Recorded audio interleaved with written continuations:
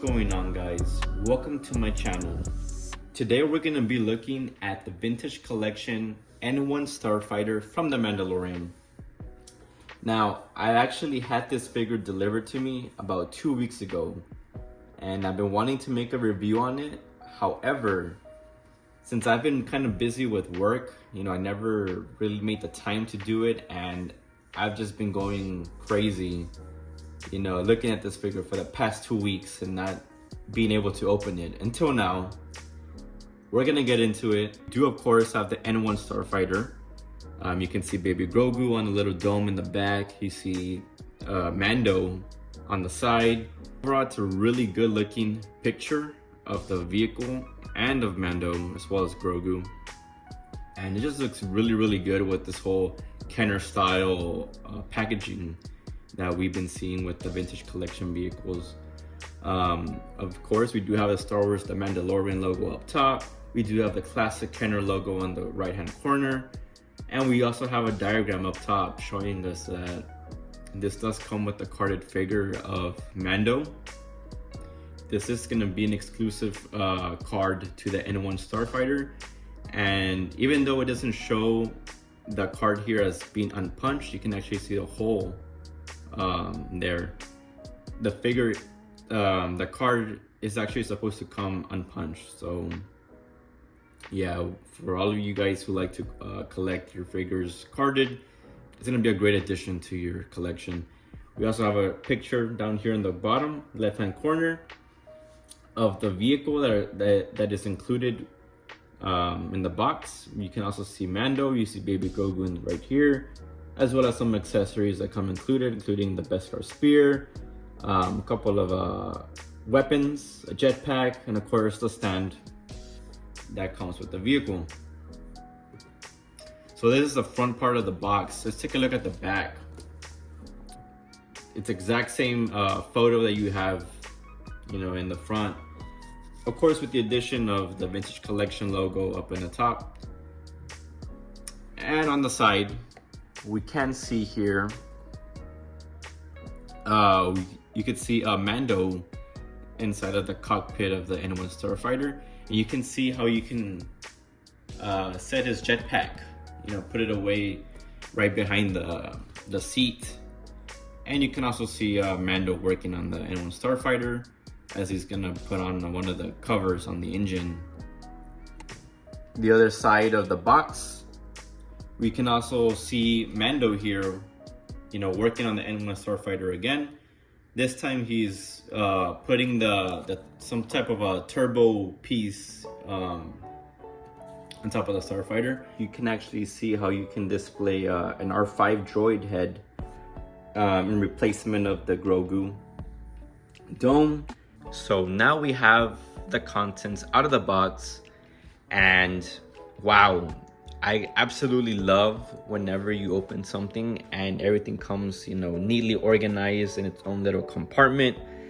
It just really adds to that special feeling, of like you're opening something that's special. And this vehicle is very special to me. I absolutely love the N1 Starfighter. Ever since I saw it in episode 1, The Phantom Menace, I just fell in love with the sleek design of the vehicle. And to be able to see this vehicle come back, to the big screen with the Mandalorian, and then making an actual vehicle for the vintage collection, to me, it's just absolutely awesome. So taking a look at the card back on this figure, it is an awesome looking card back. You can see Mando sitting in the N1 Starfighter. You can also see Baby Grogu sitting in the dome in the back. This card back is going to be exclusive to the N1 Starfighter, of course, as seen in the title, and it is unpunched. So needless to say, I probably won't be opening this figure, just because it is unpunched, it is mint on card, and I will be adding this to my carded collection. And I also do have a Mando loose already, so I really don't feel the need to open this figure up, to be honest. Here you can see all the accessories that Mando comes with, those including the Beskar spear, of course, the dark saber, one of the little knives that Mando carries with him. And you can also see his blaster pistol as well. He does come with his jetpack and a soft goods cape. And you can just see all the detail that they included on this figure. It's a very, very good detailed Mando. This is the back of the card. It is going to be VC292. And here you can take a look at all the figures that were released around the time of this figure. Of course, most of them being a lot from the Book of Boba Fett. You know, we have Boba Fett here in the Tusken outfit and such. Now, I've just about almost finished assembling the Starfighter, with the exception of the tail fin. I kind of left that on purpose because I wanted to show this. If you guys don't know, this is a cryogenic density combustion booster. And we've actually seen this when Han Solo was stuck inside of the trash chamber of the first Death Star, when the walls were coming in, and he did attempt to use one of these in an effort to keep the walls from crushing them. But it wasn't until the show The Book of Boba Fett that Aunt Pelly actually identifies this as being the cryogenic density combustion booster. So this actually goes back here where the fin goes as such. Stick that in there, and you go ahead and put the tail fin. And so that's pretty much almost the entire assembly of the N1 Starfighter. And I mean, just taking a good look at this vehicle, I mean, it looks absolutely awesome. I mean, just look at that. You know, and overall, the paint work of the Starfighter is actually really, really good. I really love this silver, brushed gunmetal looking paint that they have up front. You know, it looks absolutely really, really cool. Some people didn't like the way that the rest of the paint turned out on the Starfighter. You know, I know some people thought that it just looked like very cheap plastic, just, glossy. But to me, I understand the concept behind the shade that they used. In my opinion, I would have liked for them to use a darker type of gray paint, but nonetheless, it is still finished in a metallic looking paint. So it's not like you're just getting raw gray plastic. But the theory behind this type of finish is that, of course, this was at one point yellow, and you do see them in the show, scrubbing that paint off. So naturally, you're gonna get a much different looking color on the bottom. But overall, it does look really, really good. Of course, the canopy does slide forward as such, and it looks really, really cool. I really like that.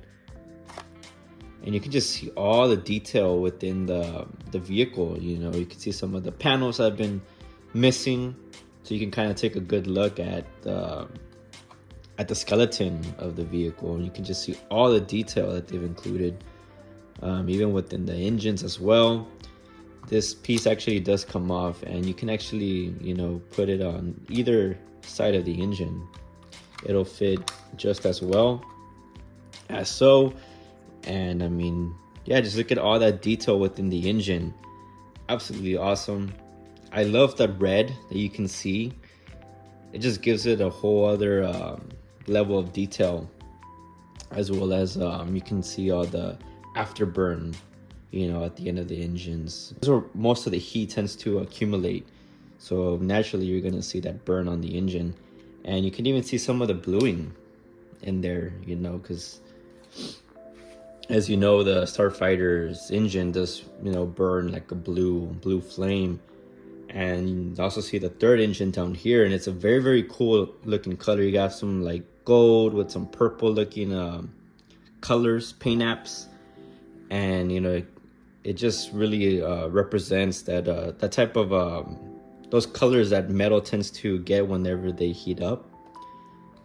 And this, I believe, is supposed to be the hyperdrive engine.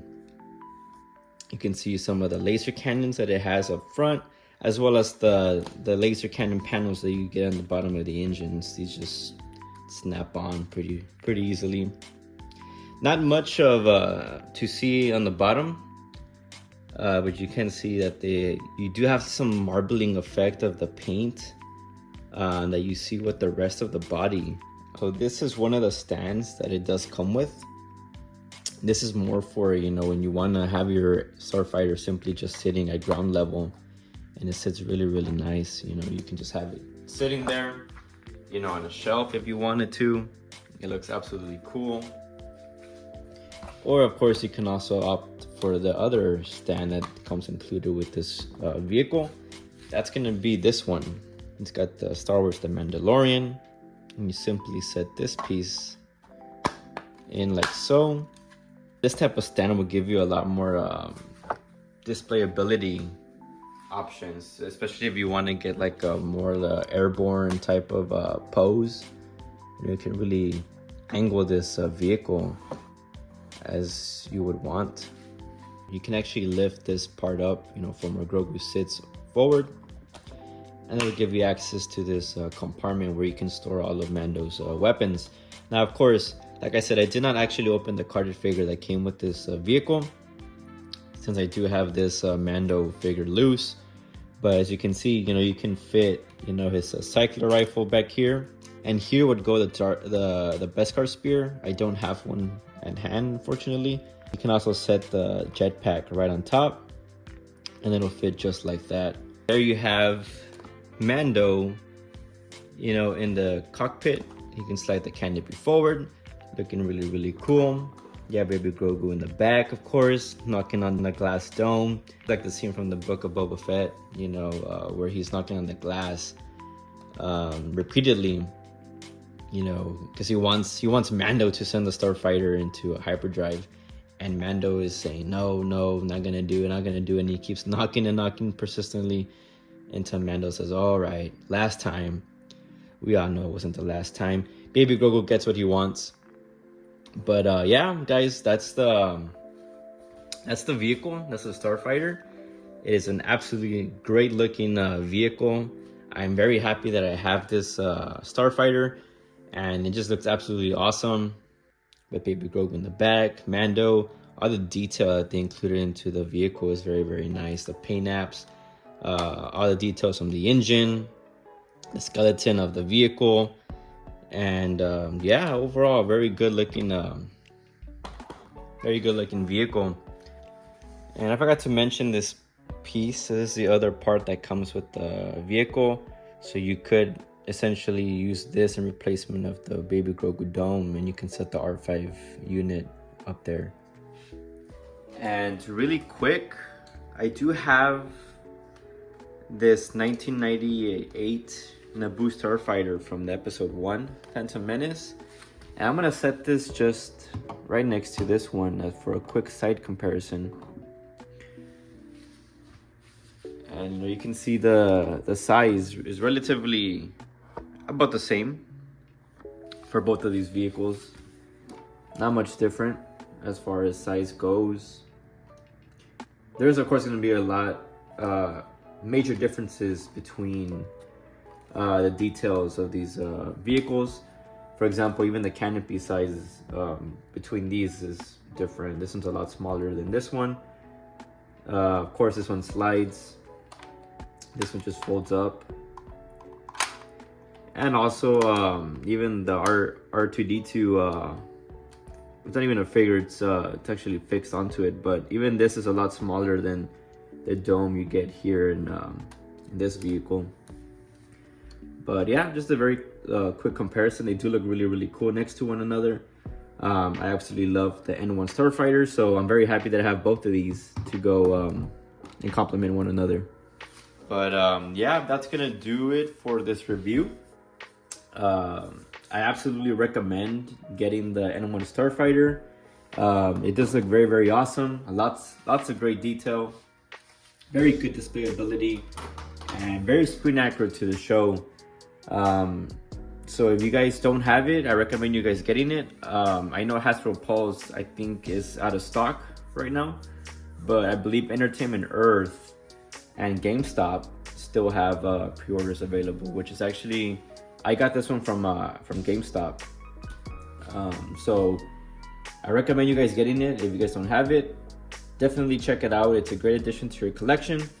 But if you guys enjoyed this video, please give it a like, comment what you think. Do you have this vehicle? Are you planning on getting it? And if you guys like what I've been posting so far, please subscribe. Like I said in other videos before, I will be uploading a lot more Black Series figure reviews, as well as vintage collection. So if you guys like that type of content, stick around and we'll see you on the next one.